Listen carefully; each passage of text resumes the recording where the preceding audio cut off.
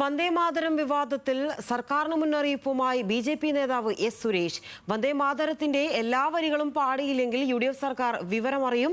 August 15-ന് പതാക ഉയർത്തുന്ന എല്ലായിടത്തും മുഴുവൻ വരികളും പാടണമെന്നും എസ് സുരേഷ് പറഞ്ഞു.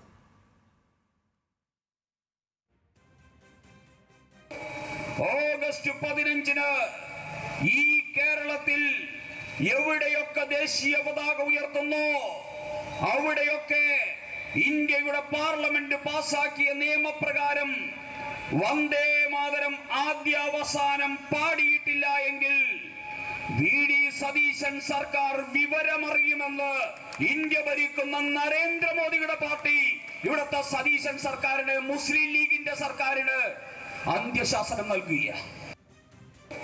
വിവരങ്ങളുമായി സനിസ ശോഭാചന്ദ്രൻ ചേരുകയാണ്. സനിസ, ഇതിപ്പോൾ ഒരു ഭീഷണി എന്ന പോലെയാണ് എസ് സുരേഷ് വന്ദേമാതരം മുഴുവനായും പാടണം എന്നൊക്കെ പറയുന്നുള്ളത്.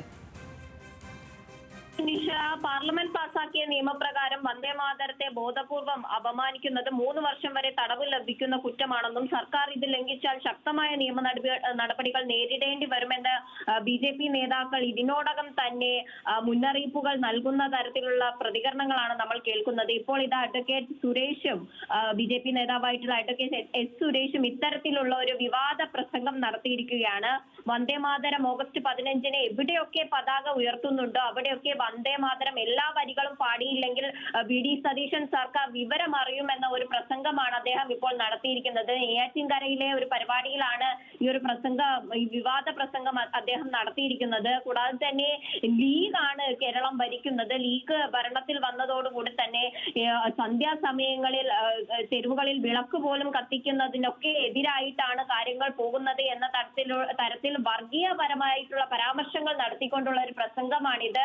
എന്തായാലും ഓഗസ്റ്റ് 15-ന് വന്ദേമാതരം എല്ലാ വരികളും പാടണം. അത്തരത്തിൽ പാടിയില്ലെങ്കിൽ വി.ഡി. സതീശൻ സർക്കാരിനെതിരെ ബി.ജെ.പി. കടുത്ത നടപടികൾ സ്വീകരിക്കുമെന്ന തരത്തിലുള്ള ഒരു വിവാദ പ്രസംഗമാണ് ഇപ്പോൾ അഡ്വക്കേറ്റ് സുരേഷ് നടത്തിയിരിക്കുന്നത്. ലിനിഷ, ശരി, എന്തായാലും വന്ദേമാതരത്തിന്റെ എല്ലാ വരികളും പാടിയില്ലെങ്കിൽ യു.ഡി.എഫ്. സർക്കാർ വിവരം അറിയും എന്നൊക്കെയാണ് എസ് സുരേഷ് പറയുന്നുള്ളത്.